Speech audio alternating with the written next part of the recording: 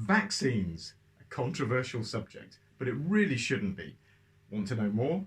Watch this space.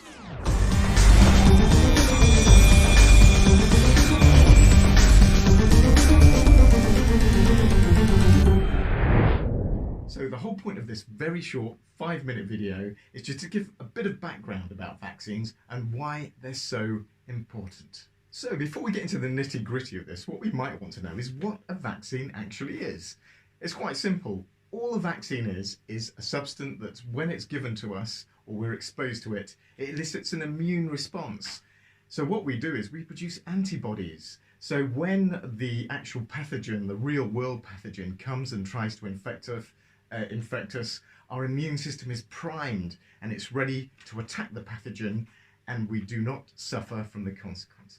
Now, perhaps the most famous example, of course, is the eradication of smallpox. Smallpox was a terrible disease, and through a global vaccination effort, it was eradicated from the world. So in 1977, the world became, for the first time in human history, free of smallpox. Vaccination works. If you're lucky enough to live in a resource-rich country like the UK, you've probably been vaccinated. Soon after birth, you will get a 6-in-1 vaccine, and that protects against some devastating diseases. We've got diphtheria, hepatitis B, whooping cough, Hib, polio, tetanus.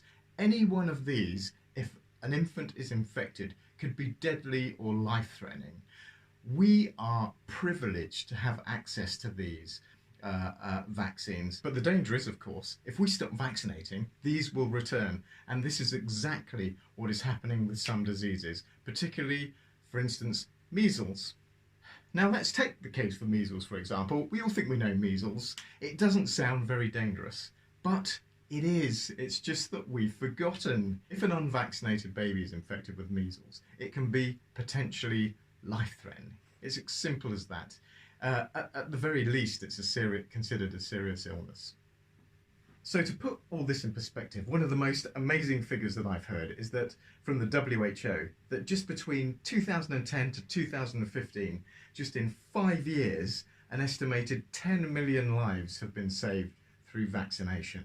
It's incredible. It's an incredible achievement, and it just shows really the power and the efficacy of these methods of stopping diseases. But of course there's another side to this, and that other side is if we don't keep up vaccination, and for most vaccines to work you need quite a high level of coverage. For measles, for example, it's about 90%, because vaccines really work on 2 levels. So when you're vaccinated, of course you get individual protection, but what also happens is that if enough people are vaccinated, you get something called herd immunity. And in a nutshell, what that means, if enough people are vaccinated, those few in the population that are not vaccinated are still protected. So you're protecting that vulnerable population. The problem being is that you have to achieve a very high level of vaccination for that to be effective in a population. So now we come to the difficult part of this. Why in some countries or some regions are levels of vaccination dropping? I think there are different reasons for this. So the first reason, I think, is that in rich countries, we don't see the impact anymore of what infectious diseases can bring, the suffering that they can bring. I'm lucky enough to work as an academic in an Institute of Tropical Medicine, and we're exposed all the time to those less fortunate people who haven't got access to vaccines, and it's brutal and it's painful to see. So another reason why levels of vaccine uptake might be dropping is because people are worried about the side effects. There's been so much publicity from vaccine deniers, and it's not a balanced argument. The evidence is there for everyone to see. The evidence is overwhelmingly clear that vaccines are safe. Let's put that in a bit more perspective. If an average person takes a vaccine, they may expect, you can see this in all the NHS, for example, or wherever you live, there will probably be a public health message board that will state what you might expect. If you take a vaccine, you might expect mild flu-like symptoms or no symptoms at all.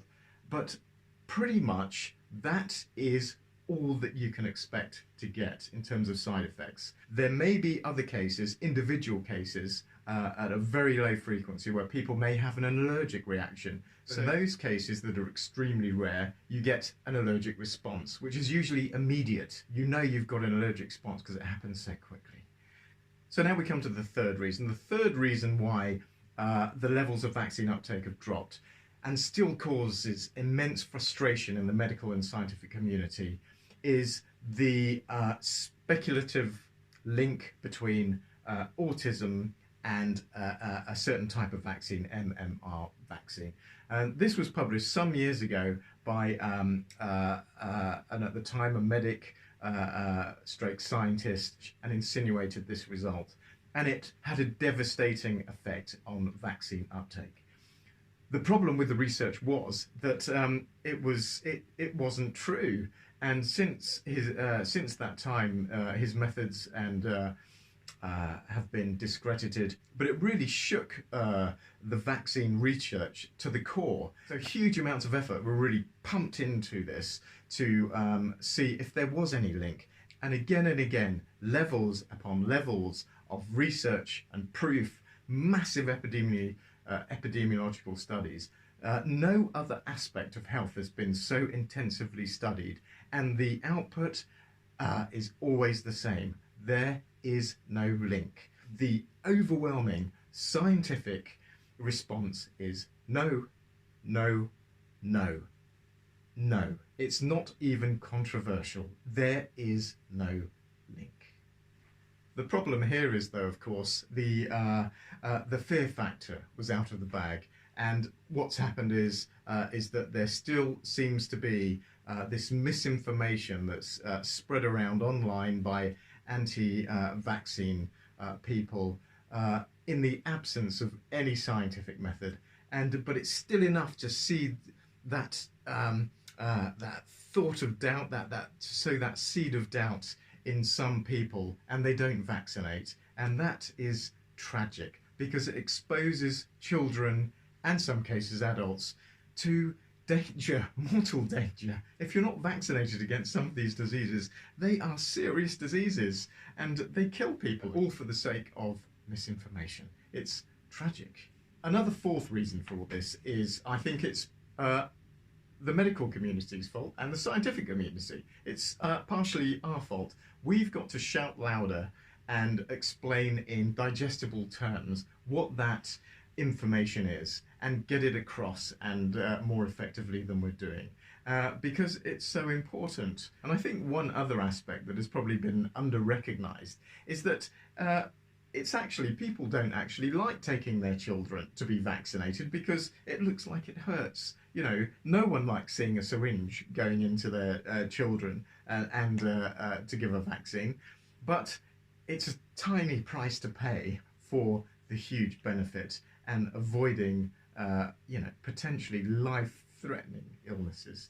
I hope I've kept this to about 5 minutes, but just as a sweeping closing statement, nature is brutal and pathogens are brutal, and most of us are very privileged to have access to these vaccines that can save our lives, protect our children, and save millions of people every year. It really is a privilege, and to belittle that privilege and to waste it just by not getting vaccinated.